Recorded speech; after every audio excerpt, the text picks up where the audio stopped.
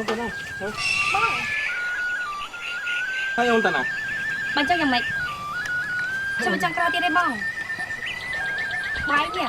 កុំទីខ្ញុំធ្លាក់ក្នុងពួកចំទៀតបានអត់នេះគាត់ទៅជាណាទៅអីវិញខ្ញុំរឿងយើងទៅពីអូនភ្លេចហ៎ឯងសុំជាមួយកបីបាយទីអាកបីបងហើយនេះក៏មានតាមបងបងអូន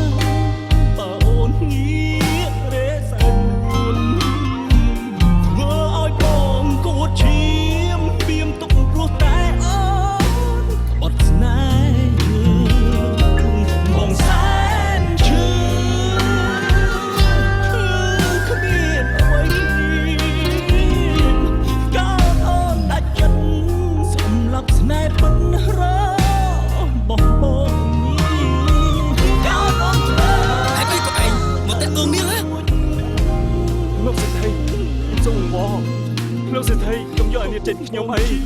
យើងមិនយកនាងទៅណាទេតែឯនេះត្រូវតែរកប្រាក់ឲ្យបានវល់សែន អត់ចេះ ដើម្បីមកដណ្ដឹងនាងយើងនឹងឲ្យនាងឮទេអាក្បៃ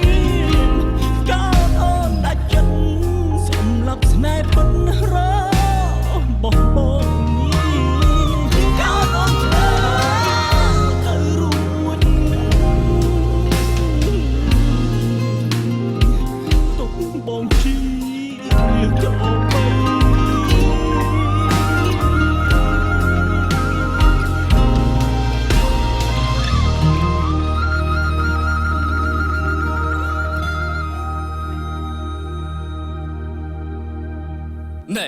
យើងមិនចង់និយាយជាមួយឯងច្រើនទៀតទេហើយឯងនេះគួរតែដោះលែងនាងទៅ